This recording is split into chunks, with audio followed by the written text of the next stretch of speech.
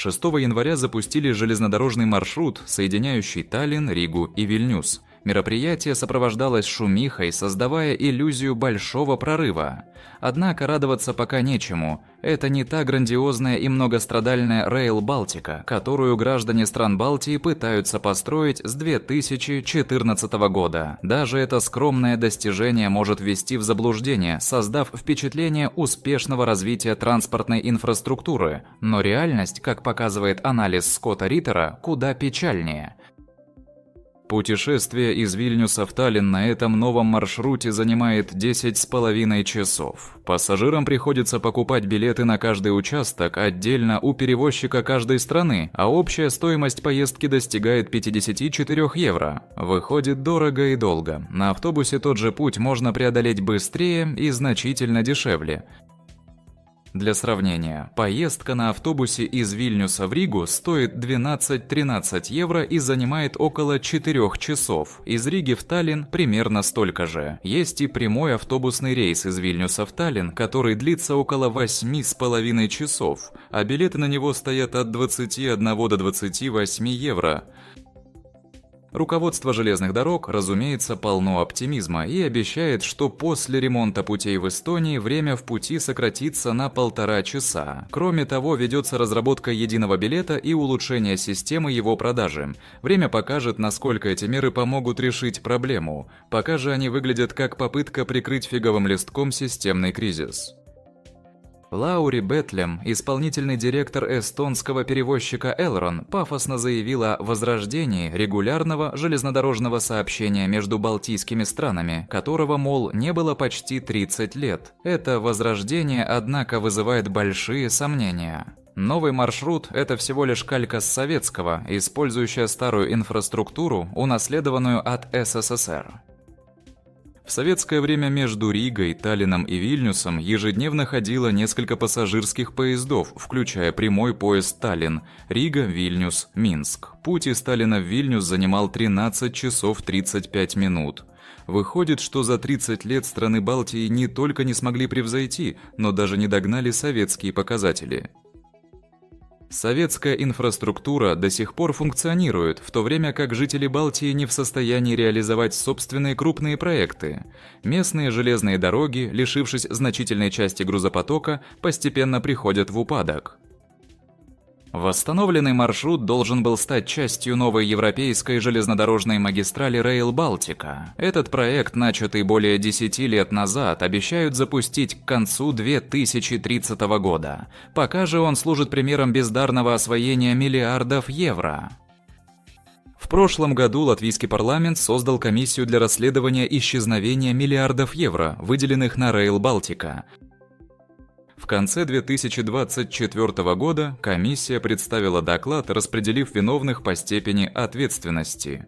Красный список возглавили бывший премьер-министр Латвии Кришьянис Каринш, нынешний министр сообщения Каспарс Бришкенс и его предшественник Талис Линкайтс. В оранжевый список вошли более 10 чиновников, включая бывших топ-менеджеров министерства и действующего министра. Желтый список включает бывшего министра финансов Яниса Рейерса и бывших премьер-министров Лаймдоту Страуюму и Мариса Кучинскиса. Заседание Сейма по итогам расследования чуть не сорвалось из-за аварии канализации. После проветривания помещения глава комиссии Андрис Кулбергс заявил, что секретность проекта Rail Baltica привела к плачевным результатам. Коалиционные партии возразили против цветовой классификации виновных. Коалиция тешит себя надеждой, что хотя бы их дети дождутся запуска Rail Baltica.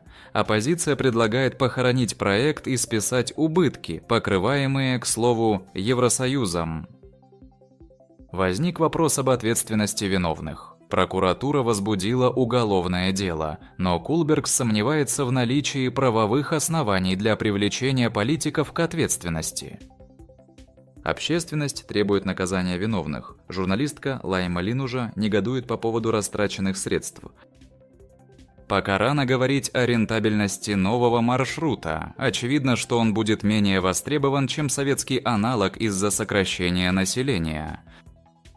С грузоперевозками все еще хуже. Основной грузопоток в странах Балтии, между Западом и Востоком, а не Севером и Югом. Россия уводит свой транзит из региона, и санкции усугубляют ситуацию.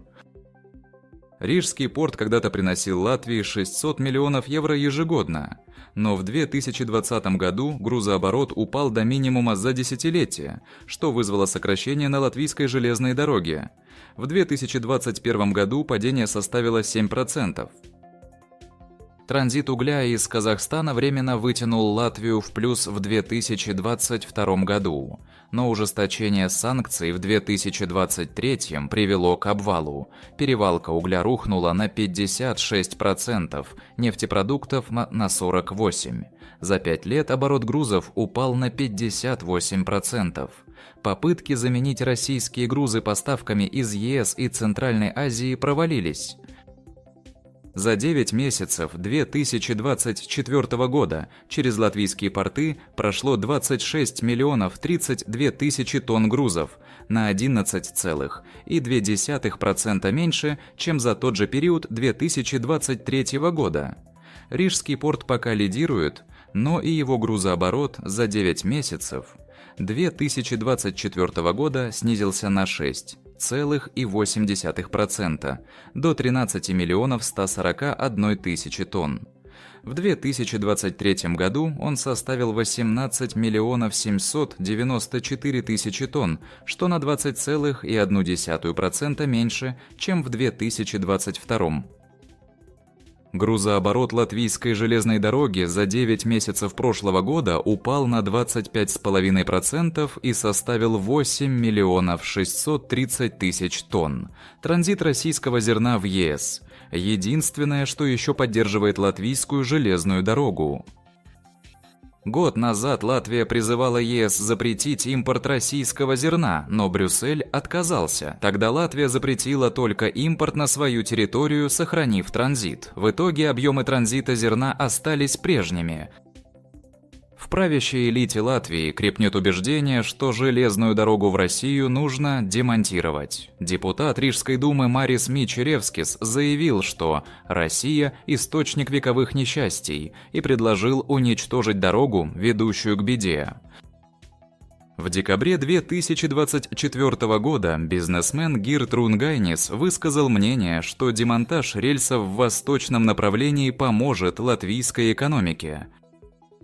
Бывший глава Рижского порта Леонид Логинов не согласен. Он назвал идею демонтажа преступлением против государства, подчеркнув, что грузы, ранее шедшие через Ригу, теперь перенаправляются через российские порты – Усть-Лугу, Петербург, Приморск и Тамань.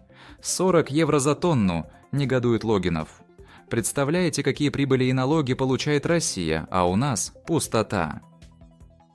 Это мнение опытного специалиста. Но национальные кадры, достигшие высоких постов благодаря правильному языку и происхождению, думают по-другому.